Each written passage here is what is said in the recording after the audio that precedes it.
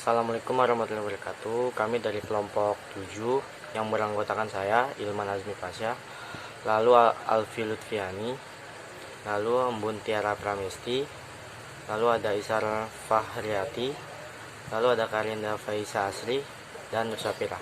Kelompok kami akan menjelaskan tentang permasalahan efisiensi pendidikan. Sistem pendidikan menjadi bagian yang tak terpisahkan dari kehidupan sosial budaya dan masyarakat. Pembangunan sistem pendidikan tidak mempunyai arti apa-apa jika tidak sinkron dengan pembangunan nasional. Kaitan yang erat antara bidang pendidikan sebagai sistem dengan sistem sosial budaya, di mana sistem pendidikan menjadi bagiannya, menciptakan kondisi sedemikian rupa sehingga permasalahan intern sistem pendidikan itu menjadi sangat kompleks. Artinya, suatu permasalahan intern dalam sistem pendidikan selalu ada kaitannya dengan masalah-masalah di luar sistem pendidikan. Ada beberapa masalah efisiensi pengajaran di Indonesia seperti misalnya biaya pendidikan, waktu yang digunakan dalam proses pendidikan, mutu pengajar, dan lain-lain yang menyebabkan kurangnya efisien proses pendidikan di Indonesia dan juga berpengaruh pada peningkatan sumber daya manusia. Serta masih banyak lagi faktor-faktor lainnya di luar sistem persekolahan yang berkaitan dengan mutu hasil belajar tersebut. Suatu program pendidikan yang efisien ialah mampu menciptakan keseimbangan antara sumber-sumber yang dibutuhkan dan yang ada atau bersedia guna mengulangi hambatan-hambatan dalam mencapai tujuan pendidikan. Oleh karena itu, mutu pendidikan dapat dipahami sebagai kemampuan dari suatu sistem pendidikan untuk mengalokasikan sumber-sumber pendidikan secara adil sehingga setiap peserta didik mampu memperoleh kesempatan yang sama untuk mendayagunakan sumber-sumber pendidikan tersebut dan mencapai hasil yang optimal. Jenis-jenis efisiensi pendidikan. Yang pertama, efisiensi internal. Dalam sistem pendidikan, apabila memiliki efisiensi internal, akan menghasilkan output yang diharapkan dengan biaya minimum. Ada beberapa cara yang dilakukan untuk mengukur efisiensi internal ini. Yang pertama adalah rata-rata lama belajar. Seorang lulusan itu menggunakan waktu belajar dapat dilakukan dengan metode mencari statistik kohort atau kelompok belajar, di mana cara menghitungnya itu dengan cara jumlah waktu yang dihabiskan lulusan dalam suatu kohort dibagi dengan jumlah lulusan dalam kohort tersebut. Yang kedua adalah input-output rasio. Input-output rasio itu adalah perbandingan antara tingkat murid yang masuk dengan tingkat murid yang sudah lulus. Dan selanjutnya adalah efisiensi eksternal. Efisiensi eksternal itu sering dihubungkan dengan metode cost benefits analysis, yaitu rasio antara keuntungan finansial sebagai hasil pendidikan dengan seluruh biaya yang dikeluarkan untuk pendidikan. Analisis efisiensi eksternal itu berguna untuk menentukan kebijakan dalam pengalokasian biaya 177 pendidikan. Juga merupakan pengakuan sosial terhadap lulusan dan hasil pendidikan.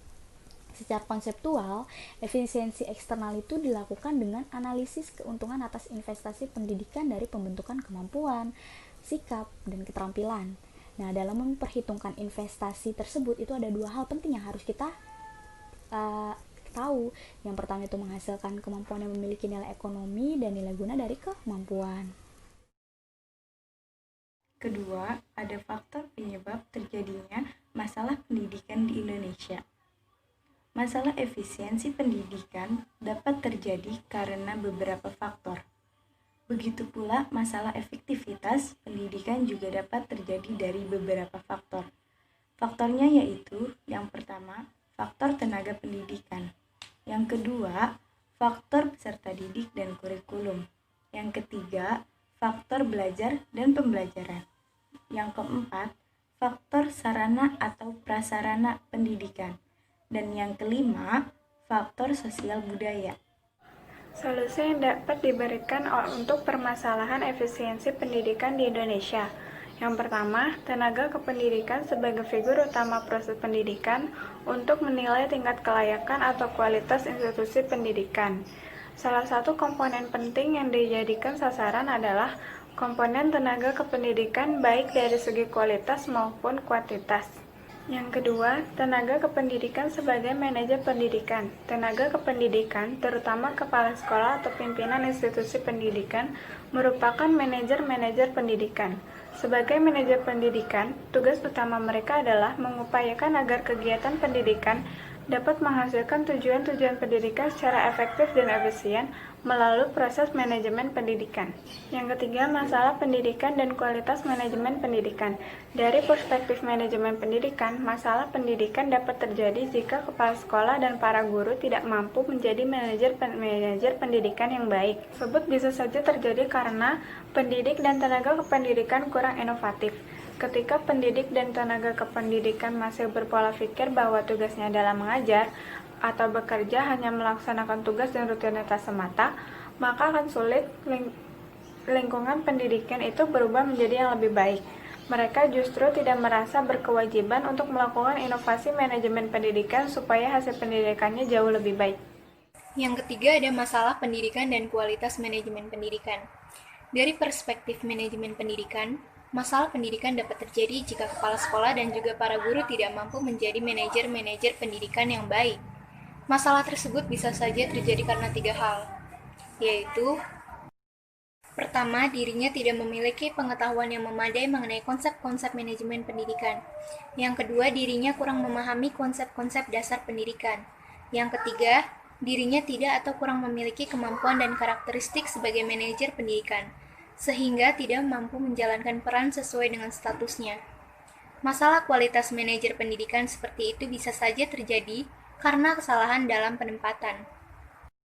Seorang yang sebenarnya belum atau tidak siap menjadi pemimpin karena faktor tertentu dia diangkat menjadi kepala sekolah. Masalah-masalah pendidikan juga dapat terjadi jika para pemimpin institusi pendidikan lebih banyak menempatkan dirinya sebagai kepala dan bukan sebagai pemimpin.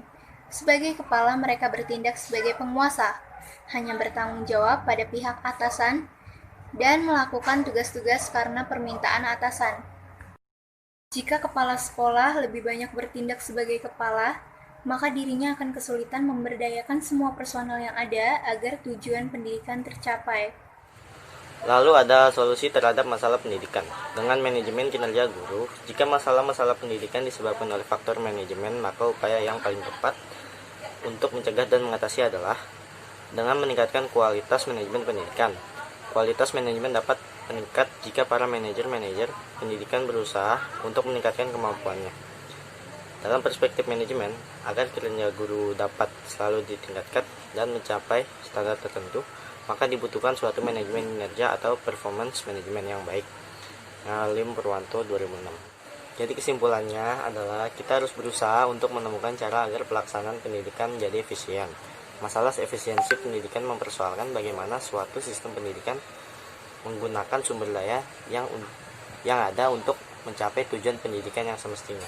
Jika pelaksanaan pendidikan menjadi efisien, maka setiap komponen dalam pelaksanaan pendidikan itu akan berjalan dengan baik dan menciptakan hasil yang baik dari pelaksanaan pendidikan itu sendiri. Terima kasih telah melihat video presentasi dari kelompok kami. Bila ada salah-salah kata dan kurang lebihnya mohon maaf. Assalamualaikum warahmatullahi wabarakatuh.